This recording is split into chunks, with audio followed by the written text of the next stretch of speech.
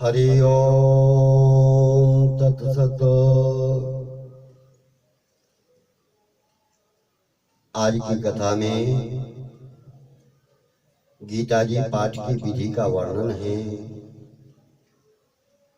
वाञ्छति पठितुं गीतां क्रमेण विक्रमेण वा तदर्थं विदुषः प्रोक्ताः करन्यासादिनाशः। वैसे सभी कर्मकांडी पंडित विद्वज्जन सब जानते हैं कि पाठ की विधि क्या होती है, लेकिन फिर भी भक्तों को जो गीता पाठ करना चाहते हैं उस दृष्टि से संक्षेप में गीता पाठ की विधि बता रहा हूं।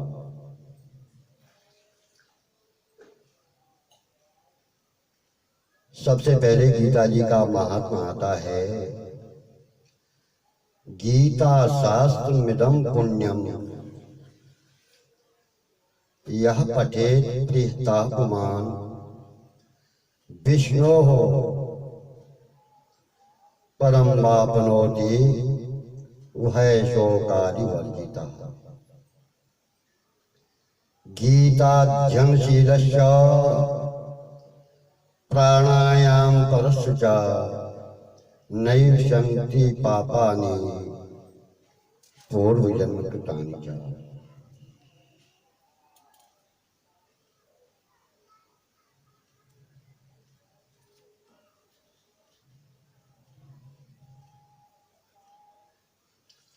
मल निर्मोचनम पुंसाम जल स्नानम दिने दिने सकृत गीता भसि स्नानम संसार मलनाशनम। गीता सुगीता कर्तव्या किमन्यहि शास्त्र विस्तरै या स्वयं परमनावश्य मुख पद्माद्विनिहिता। वार्तामृत सर्वस्वं विष्णोर्वक्त्राद्विनिश्चितं गीता गंगोदकं पीत्वा पुनर्जन्म न विद्यते। सर्वोपनिषदो गावो दोग्ध्वा गोपालनंदनः पार्थो वत्सा सुधीर भोक्त्वा दुग्धं गीतामृतं महतो। एकं शास्त्रं देवकी पुत्र गीतमेको देवो देवकी पुत्र एवो। एको मंत्रस्य नामानि यानि कर्माप्ययेकं तस्य देवस्य सेवा। यह गीता जी का महात्मा था। अब वो सभी विद्वज्जन जानते हैं कि स्नान, चंदन, शिखा बंधन, आसन शुद्धि, पवित्रीकरण, पवित्री धारण और जो पंचांग पीठ कहा जाता है, दीपक, गणेश, गौरी, नवग्रह, कलश आदि स्थापन, पूजन, स्वस्ति वाचन, ये सभी जानते हैं। इसके बाद में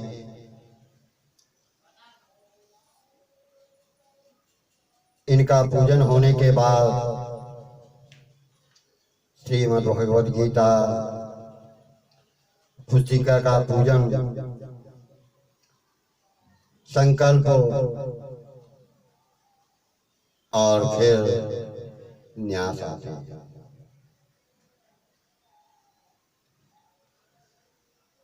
तो सबसे पहले आता है करन्यास। ओम अस्य श्रीमद् भगवद गीता माला मंत्रस्य भगवन् वेदव्यासः ऋषिः अनुष्टुप् छन्दः श्रीकृष्णः परमात्मा देवता अशोच्यान्यवशोचस्त्वं प्रज्ञावान् वादांश भाससे इति बीजम्। सर्वधर्मान् परित्यज्य मामेकं शरणं व्रज इति शक्तिः। अहं त्वां सर्वपापेभ्यो मोक्षयिष्यामि मा शुचि इति कीलकम्। नैनं छिन्दन्ति शस्त्राणि नैनं दहति पावक इत्यंगुष्ठाभ्यां नमः। न चैनं किलेद्यन्त्यापो न शोष्यति मारुत् इति तर्जनीभ्यां नमः। अच्छेद्यो यमदायो यमकलेद्यो शोष्य एव च इति मध्यमाभ्यां नमः। नित्यः सर्वगता स्थाणुरचलोऽयं सनातन इत्यनामिकाभ्यां नमः। पश्चिमे पार्थरूपाणि शतशोतो सहस्रश इति कनिष्ठिकाभ्यां नमः। नानाविधानि दिव्यानि नानावर्णाकृतानि च इति कर्तलकरपृष्ठाभ्यां नमः इति करन्यासः। अब करन्यास के बाद हृदयादि न्यास आते हैं। नैनं छिन्दन्ति शस्त्राणि नैनं दहति पावक ओम हृदयाय नमः। न चैनं किलेद्यन्त्यापो न शोष्यति मारुत शीर्षे स्वाहा। अच्छेद्यो यमदायो यमकलोशो यमकिलेद्यो शोष एव च शिखाये वासतो। नित्या सर्वगता स्थाणुरचलोऽयं सनातन इति कवचः। पश्चिमे पार्थरूपाणि शतशोतो सहस्रश नेत्याय वसतो। नानाविधानि दिव्यानि नानावर्णाकृतानि च अस्त्राय फटो। श्री कृष्ण प्रीत्यर्थे पाठे विनियोगः।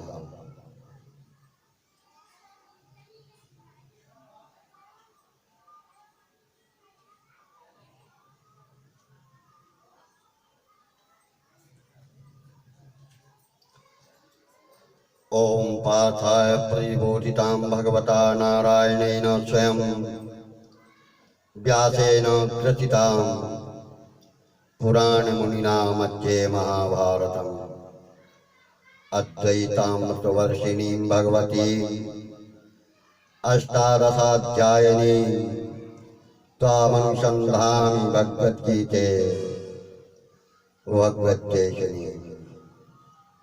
नमोस्तुते व्यास विशाल बुद्धे फुल्लारविन्दायतपत्रनेत्र येन त्वाभारतैलपूर्णा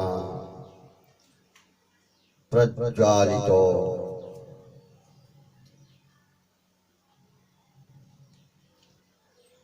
शानमया प्रदीपः। प्रपन्न पारिजाताय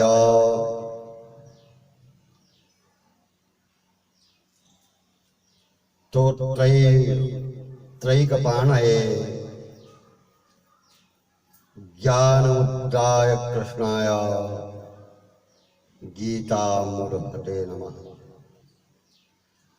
वसुदेवसुतं देवं कंसचाणूरमर्दनं देवकी परमानंदं कृष्णं वंदे जगद्गुरुं। भीष्म द्रोण तथा जला गंधारिनीलोत्पला शल्यग्राहवली कृपेण वहनी कृपेण वेलाकुला अश्वत्थाम विकर्ण घोरमकरा दुर्योधना वर्तिनी सोत्तीर्णा खलु पांडवै रणनदी कई वर्त कह केशवा।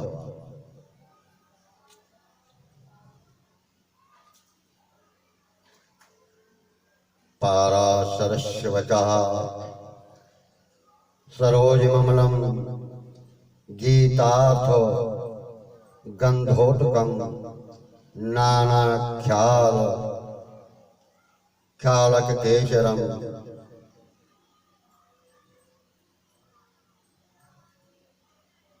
हरिकथा संबोधनावोदितम्। लोके सज्जन सट वदैर्हरः पेपीयमाने मुदा भूयात् भारत पंकजं कलिमल प्रध्वंसिनः श्रेयस। मूकं करोति वाचालं पंगुलंघ्यते गिरं यत्कृपात्तमहं वन्दे परमानंदमाधवम्। हरि ओम तत्सत। इसके बाद में गीता जी का पाठ प्रारंभ होता है और विस्तार से इस प्रकार है। मनुष्य का यह स्वभाव है कि वह जाओ अति रुचि पूर्वक कोई कार्य करता है तब वह उस कार्य में तल्लीन तत्पर तत्स्वरूप हो जाता है। ऐसा स्वभाव होने पर भी वह प्रकृति और उसके कार्य पदार्थ भोगों के साथ अभिन्न नहीं हो पाता। पदार्थों भोगों के साथ अभिन्नता नहीं हो सकती क्योंकि वह इनसे सदा से ही भिन्न है। परंतु परमात्मा के नाम का जप, परमात्मा का चिंतन, उनके सिद्धांतों का मनन आदि के साथ मनुष्य जैसे जैसे रुचि पूर्वक संबंध जोड़ता है वैसे वैसे वह उनके साथ अभिन्न हो जाता है। इनमें तल्लीन तत्पर तत्स्वरूप हो जाता है क्योंकि वह परमात्मा के साथ सदा से ही स्वतः अभिन्न है। अतः मनुष्य भगवान चिंतन करे, भगवत विषयक ग्रंथों का पठन पाठन करे, गीता रामायण भागवत आदि ग्रंथों का पाठ स्वाध्याय करे तो अति रुचि पूर्वक तत्परता से तल्लीन होकर करे, उत्साह पूर्वक करे। यहाँ गीता पाठ करने की विधि है। गीता पाठ करने के लिए कुश का, ऊन का, टाट का आदि आसन बिछाकर पूर्व या उत्तर की मुख करके बैठना चाहिए। गीता पाठ आरंभ में इन मंत्रों का उच्चारण करना पड़ता है। ओम अस्य श्री मद भगवद गीता माला मंत्रस्य भगवान वेद व्यास ऋषि अनुष्टुप छंदा श्री कृष्ण परमात्मा देवता असोचान्यव सोचस्त्वं प्राज्ञावादांश भाससे इति वीर्यम्। सर्वधर्मान् परित्यज्य मामेकं शरणं व्रज इति शक्ति। अहं त्वा सर्वपापेभ्यो मोक्षयिष्यामि मा शुचिः इति कीलकम्। जैसा माला में अनेक मणियां अथवा पुष्प रोए जाते हैं, ऐसे ही भगवान के गाए हुए जितने श्लोक हैं वह मंत्र रूप हैं। ये सभी श्रीमद् भगवद गीता रूपी माला के मोती हैं। श्रीमद् भगवद गीता रूपी माला के मंत्रों के दृष्टा अर्थात सबसे पहले इन मंत्रों का साक्षात्कार करने वाले ऋषि वेद व्यास जी हैं। ओम अस्य श्रीमद् भगवद गीताया माला मंत्रस्य भगवान वेद व्यासा ऋषि। श्रीमद् भगवद गीता के अनुष्टुप छंद ही ज्यादा है। इसका आरंभ धर्म क्षेत्र और अंत में यत्र योगेश्वर तथा उपदेश का भी आरंभ असोच्यान्यो सोचस्त्वम और अंत सर्वधर्मान परित्यज्य अनुष्ठुप छंद से छंद में ही हुआ है। अतः इस कारण इनका अनुष्टुप छंद है। अनुष्टुप छंदा जो मनुष्य मात्र के लिए परम प्रापणीय है, परम ध्येय है, वे परमात्मा श्री कृष्ण इनके देवता अधिपति हैं। इसीलिए श्री कृष्ण परमात्मा देवता आया है। मात्र उपदेश ज्ञानियों को ही दिए जाते हैं और अज्ञानी ही उपदेश ज्ञानी अज्ञानियों को ही दिए जाते हैं और अज्ञानी ही उपदेश के अधिकारी होते हैं। अर्जुन भी बातें तो धर्म की कर रहे थे, पर अपने कुटुंब के मोह के कारण शोक कर रहे थे। तब वे शोक के कारण अपने कर्तव्य कर्म रूप धर्म का निर्णय नहीं कर पा रहे थे। वे भगवान की शरण हो जाते हैं। भगवान अर्जुन का सुख दूर करने के लिए उपदेश प्रारंभ करते हैं, जो गीता का बीज है। असोचा नवसोचस्त्वम प्रज्ञावारांश वाससे इति बीजम। भगवान के शरण होना संपूर्ण साधकों का, साधनों का, संपूर्ण उपदेशों का सार है, क्योंकि भगवान की शरण होने के समान दूसरा कोई सुगम, सरल, श्रेष्ठ और शक्तिशाली साधन नहीं है। अतः संपूर्ण साधनों का आश्रय छोड़कर भगवान के शरण हो जाना ही जीवन की सबसे बड़ी शक्ति सामर्थ्य है। सर्वधर्मान परित्यज्यम मामेकम शरणं व्रज इति शक्ति।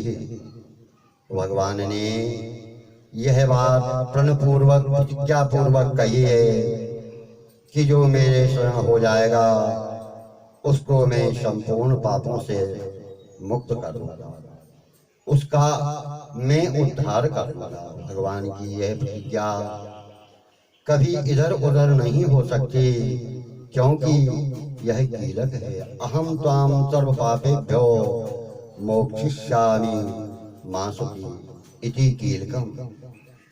इस प्रकार अस्य श्री मद्भगवद गीता माला मंत्रस्य इति कीलकम का उच्चारण करने के बाद न्यास, करन्यास, हृदयन्यास करना चाहिए। शास्त्र में आता है कि देवता होकर अर्थात शुद्ध पवित्र होकर देवताओं का पूजन, ग्रंथ का पठन पाठन करना चाहिए। देवो भूत्वा ये देवम। यह देवतापन शुद्धता, पवित्रता, दिव्यता को देने वाला है। अपने अंगों में मंत्रों की स्थापना करने से जिस मंत्र का, जिस स्तोत्र का पाठ करना हो उसकी अपने अंगों में स्थापना करना चाहिए। उसकी स्थापना करने का नाम ही न्यास है। करन्यास और हृदयादिन्यास।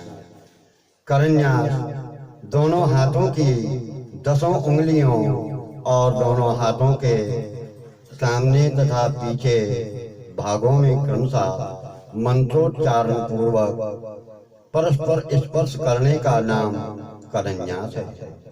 नैनम छिन्दन्ति शस्त्राणि नैनम दहति पावक अंगुष्ठाभ्याम नमः। ऐसा कह के अंगुष्ठ का स्पर्श किया जाता है।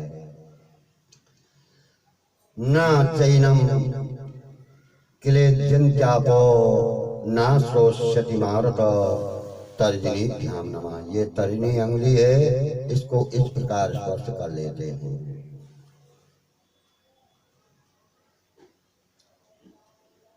अच्छेद्यो मदाद्यो य अच्छेद्यो मदाय मक्रेद्यो शोष एवचा इति मध्यमाभ्याम नमः।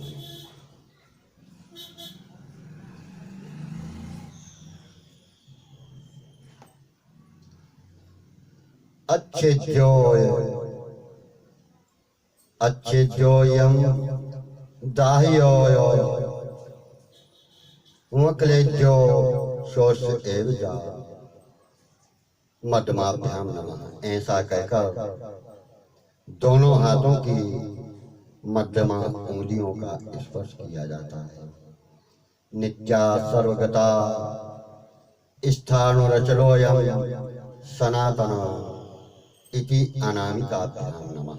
ऐसा कहकर दोनों हाथों की ये अनामिका उंगली है, इसका स्पर्श किया जाता है। पश्चिमे पार्थ रूपाणि सत्सोथो सहस्रश कनिष्ठिकाभ्याम नमः। इसे कनिष्ठिका कहते हैं। दोनों हाथों की उंगलियों को इस प्रकार स्पर्श किया जाता है।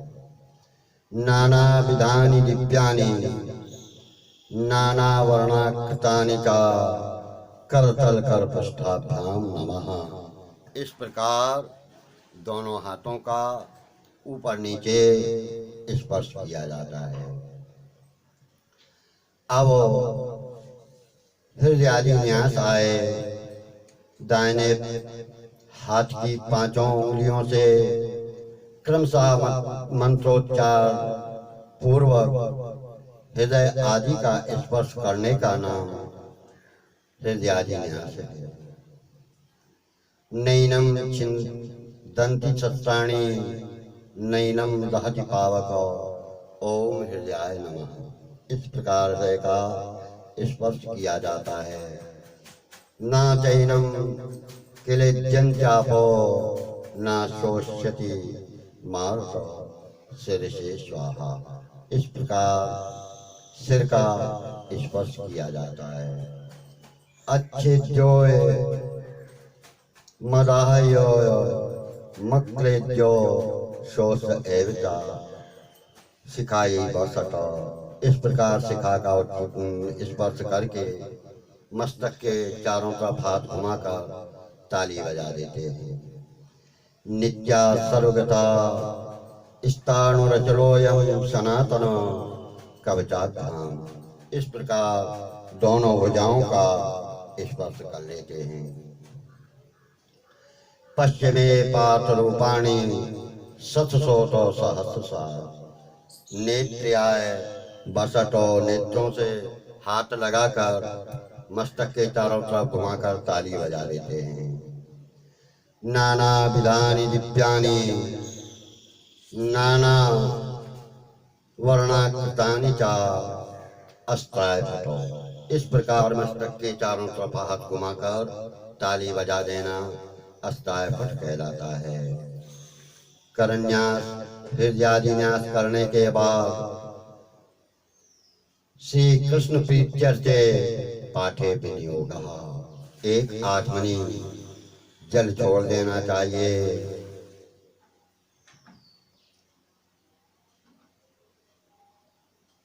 गीता का पाठ करने के 3 प्रकार के क्रम हैं। सृष्टि क्रम, संहार क्रम, स्थिति क्रम। गीता के पहले अध्याय के पहले श्लोक से लेकर 18वें अध्याय के अंतिम श्लोक तक सीधा पाठ करना अथवा प्रत्येक अध्याय के पहले श्लोक से लेकर उसी अध्याय के अंतिम श्लोक तक सीधा पाठ करना, ये सृष्टि क्रम कहलाता है। 18वें अध्याय के अंतिम श्लोक से लेकर पहले अध्याय के पहले श्लोक तक उल्टा पाठ करना अथवा प्रत्येक अध्याय के अंतिम श्लोक से लेकर उसी अध्याय के पहले श्लोक तक उल्टा पाठ करना, ये संहार क्रम कहलाता है। छठे अध्याय के पहले श्लोक से लेकर 18वें अध्याय के अंतिम श्लोक तक पहले अध्याय के पहले श्लोक से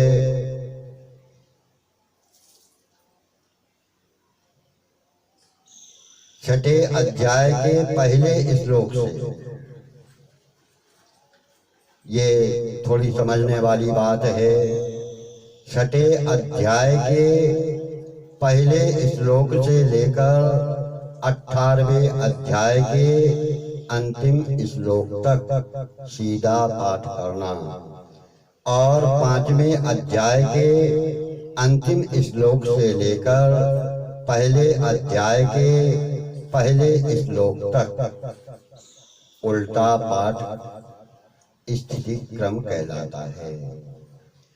ब्रह्मचारियों को सृष्टि क्रम से, सन्यासियों को संहार क्रम से और गृहस्थों को स्थिति क्रम से पाठ करना चाहिए।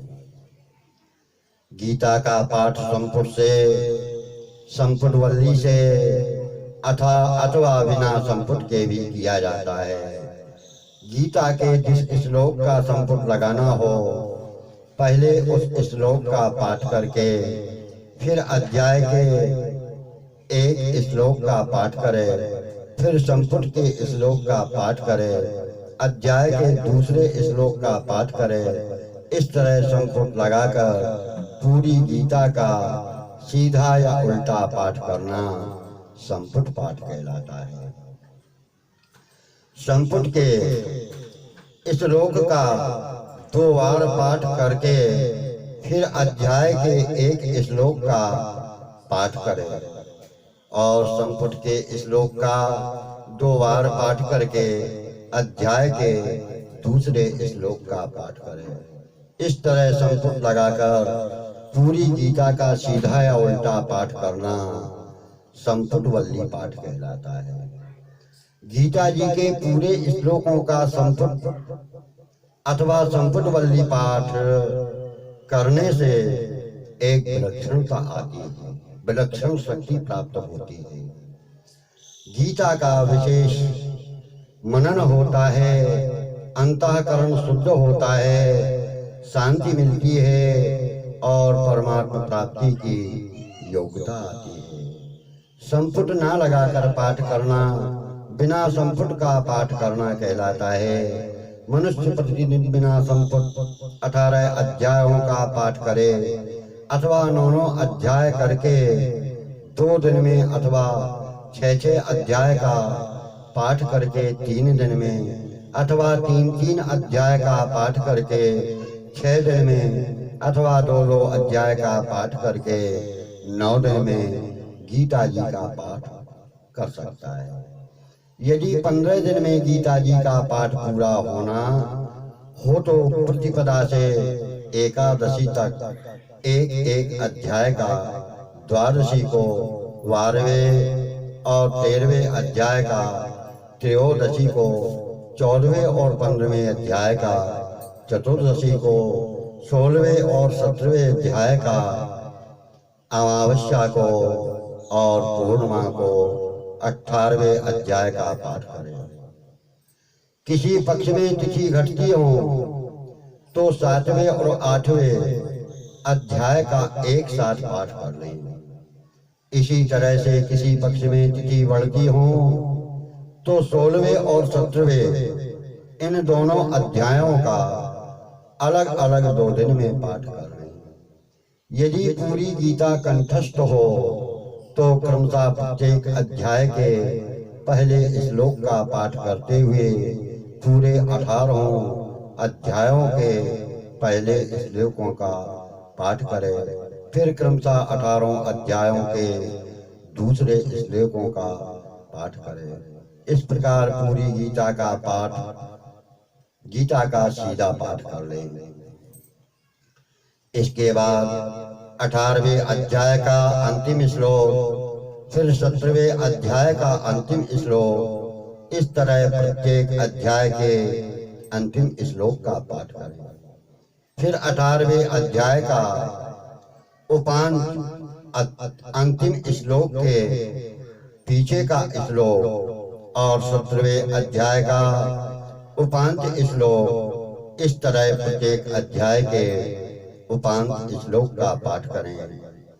इस प्रकार पूरी गीता का उल्टा पाठ किया जाता है। आओ कल की कथा में अनुष्ठान की विधि का वर्णन करेंगे। हरि ओम तत्सत।